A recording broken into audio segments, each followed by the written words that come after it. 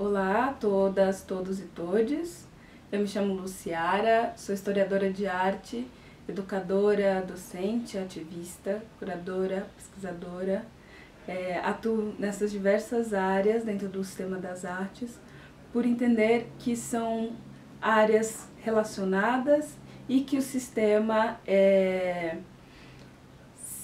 se organiza em diálogo, em justaposições, em relações de trocas, e isso me interessa muito. E por isso também um dos temas que vamos falar hoje aqui, a convite da Casa do Parque, é sobre as chamadas novas narrativas das artes. Para falar desse tema, eu trago aqui um autor que eu quero apresentar aqui para vocês, que é o Hans Belting.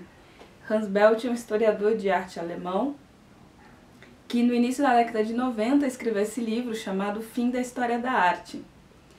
E assusta um pouco até hoje quando lemos esse título, O Fim da História da Arte, que já é um livro clássico, porque pensamos que então acabou, Acabou isso que chamamos de história da arte, acabou o que chamamos de arte. E não acabou, ele nos traz uma relação em que esse conceito fechado, esse conceito no singular, de história da arte, ou uma ideia de que é possível uma história no singular para se falar de uma humanidade, ou a própria proposta de criação e narrativa disso que chamamos de história da arte, que tem uma origem em um determinado território, ou a partir de uma determinada visão, com uma determinada escrita, Então, o território europeu é base para a criação da história da arte, privilegiando produções de presença e autoria de pessoas brancas, e com um modo de escrita e conceitos que também partem de um modelo de pensamento, que é o pensamento ocidental judaico-cristão. Então é tudo muito específico, E quando a gente olha para essa chamada história da arte, mais da metade da população mundial não se enquadra, não está presente, ou a maior parte da história, da produção que temos conhecimento, da produção visual da humanidade também não se enquadra. Então, quando o Hans Belting traz essa noção de fim da história da arte, ele nos está chamando a atenção para que esse modelo não funciona mais. Não funciona para pensarmos passado, nem presente e nem futuro. E é por isso que nos últimos anos temos visto, dentro das instituições culturais principalmente, um grande debate entre como vamos propor essas chamadas novas narrativas. E para isso, não só Hans Belting, mas diversos outros pesquisadores têm trazido algumas contribuições. Podemos pensar em pesquisadores desde a década de 60, movimentos culturais, movimentos políticos, artistas que vão trazendo e vão apresentando quais são essas armadilhas que caímos quando falamos de uma história das artes no singular, ou nos fazendo identificar onde estão os problemas desse conceito.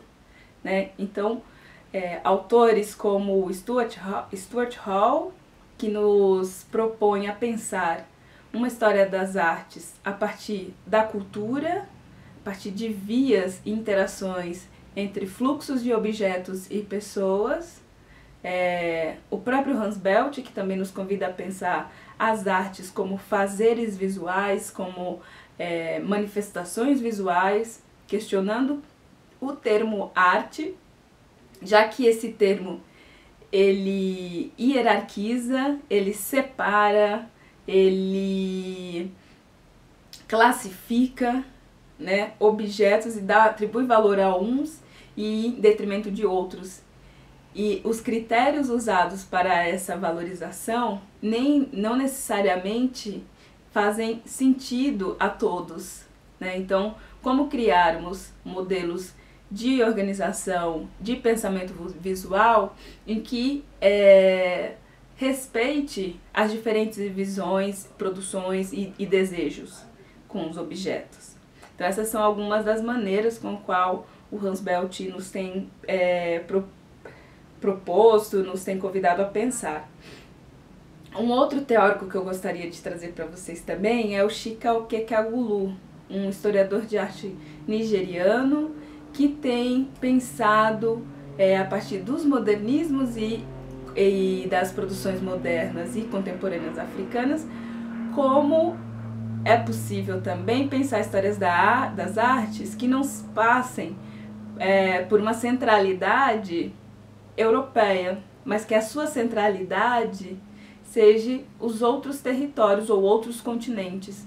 É possível pensar uma história da arte que a sua origem ou o seu ponto de criação, de escrita, seja Nigéria, por exemplo, ou né, o nosso território periférico em São Paulo. Né? Então, como confrontar propostas de poder social, econômica para as artes. Um outro autor que eu gostaria de falar também, o Mário Chagas, um museólogo e diretor do Museu da República, no Rio, que também, a partir da museologia social, nos tem convidado a repensar isso que chamamos de museus, de instituições, de exposições, e como transformar esses espaços e esses fazeres em organizações para a vida, em propostas em que as pessoas se sintam bem, em que as pessoas adentrem o espaço do museu e não se sintam incômodos.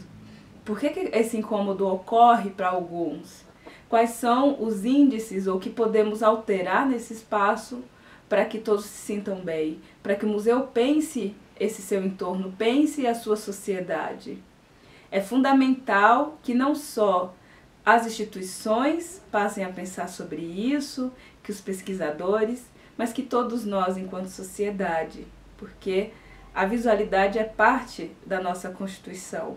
Nós precisamos criar para existir, né? Criamos as nossas imagens, temos os nossos objetos. E como vamos interagir com eles? Como vamos promover novas histórias e futuros? Então, neste mês, que é o mês da consciência negra, se faz necessário pensar a história do Brasil, a história das artes brasileiras, também por esse viés. Quando falamos de artes brasileiras, no plural, estamos dizendo que não há um único modelo de arte brasileira. E que este modelo, ou que este modelo que foi apresentado como arte brasileira no singular, ele não é suficiente para elaborarmos e para conhecermos todas as produções artísticas do país.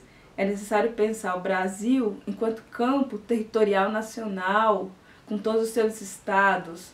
É necessário pensar os diferentes eixos e formas e modelos criativos.